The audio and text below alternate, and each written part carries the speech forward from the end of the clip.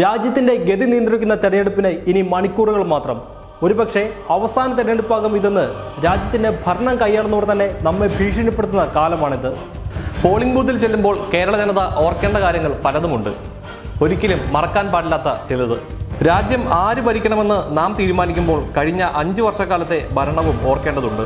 5 വർഷക്കാലം കൊണ്ട് ഇല്ലാതാക്കിയ പൊതുമേഖലാ സ്ഥാപനങ്ങളെക്കുറിച്ച് നാം ഓർക്കണം. വർഷം 2 കോടി തൊഴിൽ നൽകാമെന്ന് യുവജനങ്ങളെ പറഞ്ഞ് പറ്റിച്ചാണ് മോഡി സർക്കാർ അധികാരത്തിലെത്തിയത്. അവരാണ് ഉണ്ടായിരുന്ന തൊഴിൽ കൂടി നശിപ്പിച്ച് പടിയിറങ്ങുന്നത്. 2018 രാജ്യത്ത് 1.1 കോടി ആളുകൾക്കാണ് തൊഴിൽ നഷ്ടപ്പെട്ടത്. അതേസമയം കേരളത്തിൽ പിണറായി സർക്കാർ ചെയ്തത് 1.56 ലക്ഷം പേർക്ക് PSC മുഖേന ജോലി നൽകി. മനുഷ്യന്റെ നട്ടലൊടിച്ച ഇന്ധനവില വർധനവിനെ കുറിച്ച് പോളിംഗ് ബൂത്തിലെത്തുമ്പോൾ നാം ഓർക്കണം. വില വർദ്ധിപ്പിച്ച് കോർപ്പറേറ്റുകളെ സഹായിച്ച BJP-കാരോടും കോൺഗ്രസ്സുകാരോടും നാം പകരം ചോദിക്കണം. മൻമോഹൻ സിംഗ് സർക്കാർ പെട്രോൾ വില നിയന്ത്രണം ഏർപ്പെടുത്തിയതിനെ വിമർശിച്ച് അധികാരത്തിൽ വന്ന മോഡി സർക്കാർ പക്ഷേ ആദ്യ മാസങ്ങളിൽ തന്നെ ഡീസൽ വിലയിൽ ഉണ്ടായിരുന്ന നിയന്ത്രണം കൂടി എടുത്തു കളഞ്ഞു. ഇഷ്ടമുള്ള ഭക്ഷണം കഴിച്ചതിന്റെ പേരിൽ രാജ്യത്തെ പൗരന്മാരെ BJP ഗുണ്ടകൾ തല്ലിക്കൊന്നതും നാം ഓർക്കണം. 100% ഹിന്ദുത്വമെന്ന് ഉറപ്പുള്ള ഗോവധ നിരോധനം ഇന്ത്യയിൽ നടപ്പാക്കേണ്ടത് സ്വാഭാവികമായി സംഘപരിവാർ സർക്കാരുകളാവണമല്ലോ. എന്നാൽ അങ്ങനെയല്ലെന്നതാണ് സത്യം. ഇന്ത്യയിൽ നിരോധനവും നിയന്ത്രണവുമായി ഏതാണ്ട് ഭൂരിപക്ഷം സംസ്ഥാനങ്ങളിലും ബീഫ് ബാൻ നടപ്പാക്കിയത് കോൺഗ്രസ് ആണ്. നാടിന് അന്നം തരുന്ന കർഷകരെ ആത്മഹത്യയിലേക്ക് തള്ളിവിട്ട നയങ്ങൾ സ്വീകരിച്ച കോൺഗ്രസ് BJP സർക്കാരുകളെയും നാം ഓർക്കണം. കയറിൽ കുരുക്കിടാൻ തുടങ്ങിയവരെ കൈപിടിച്ച് ആ കയ്യിൽ പോരാട്ടത്തിന്റെ കൊടി നൽകിയ ഇടതുപക്ഷത്തെയും.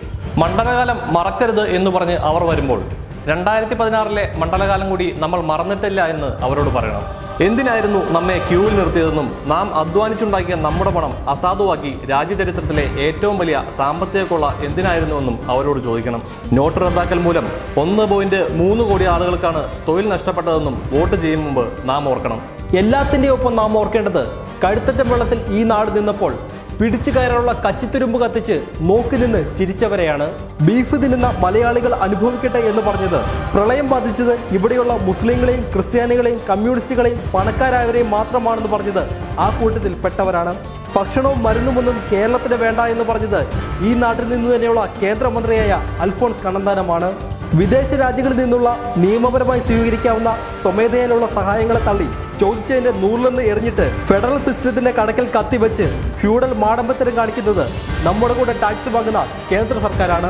അവർക്കൊപ്പം ചേർന്ന് സ്വന്തം പദവിയെ പോലും നാണിപ്പിക്കുന്ന തരത്തിൽ പെരുമാറിയത് കേരളത്തിന്റെ സ്വന്തം പ്രതിപക്ഷ നേതാവാണ്. അവർക്കെല്ലാം പോളിംഗ് ബൂത്ത് ചെല്ലുമ്പോൾ കേരളം ചൂണ്ടുവിരൽ കൊണ്ട് മറുപടി പറയും. ഒറ്റുകാരുണ്ടായിട്ടും നമ്മൾ അതിജീവിച്ചെന്ന് പറയും. പിന്നിൽ നിന്ന് കുത്തിയിട്ടും നമ്മൾ നിവർന്നു നിന്നെന്ന് പറയും. നമ്മളെങ്ങനെ നമ്മളായെന്ന് പറയും. ഇത് കേരളമാണ്, വർഗീയത വീഴുന്ന വികസനം വാഴുന്ന കേരളമാണെന്ന് പറയും.